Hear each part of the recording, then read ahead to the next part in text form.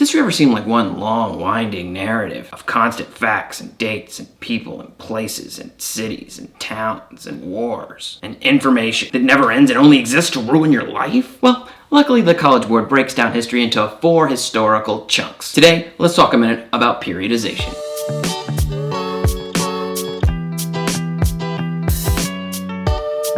If you're in my class, and let's face it, you're not, they don't watch these. We're nowhere near being done, dude. It's February. We still got 78 days. Pump the brakes. But you've probably already gone through a couple of these periods. And I'm not talking about the units, not the 9 units. Those are all based around similar topics or themes. In my class, we took a test on each unit as we went. I'm talking about the chronological periods. These are the time spans into which the units fall. They break down like this. Now, the College Board doesn't give them specific names, but I did. First up was the post-classical period, 1200 to 1450. You probably started the year out with this one. Remember how your teacher wouldn't shut up about trade or trade routes or trading or traders or what traders are trading on trade routes or trade cities? Or the people just traveling on trade routes and then going to trade cities and then things that went along trade routes that really didn't have much to do with trade but were still kind of traded with trade? And you were like, say trade one more time. Yeah, that's the post-classical period. Next up was the early modern period, 1450 to 1750. Remember how your teacher was like, this empire did this, and this empire did that, and this empire fought with that empire, and that empire fought with this empire, and this empire used this boat, and that empire used that boat. And you were like, say empire one more time. Yeah, that's the early modern period. Then you moved on to the modern period, 1750 to 1900. Remember how your teacher was like, these people had a revolution here that led to a revolution there, and then after that was another revolution, and that revolution came back again in this place, and then there was that revolution. Okay, we're done with revolution, so now let's talk about something completely different. Oh yeah, the Industrial Revolution, and that revolution led to all these empires growing and taking over most of the planet, and you were like, say revolution one more time. Yeah,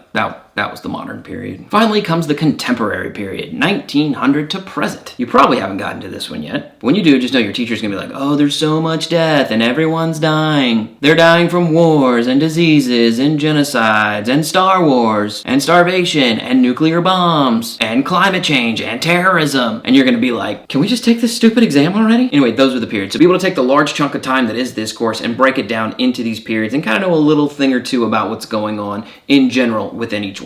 If only someone made a website where everything was like perfectly divided up by period where you could just go and find it.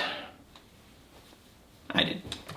Go to my website. I've linked all the different periods below. As you scroll through, you can see everything the College Board says about each one. I've added where I can, a map or a graph or a chart or links to videos or stuff like that. So if you're going period to period, especially now that you're starting to think about reviewing, Freeman-pedia is a good source for you to start. Okay, enough about the test and the course. Let's start reviewing some actual content. I'll see you tomorrow.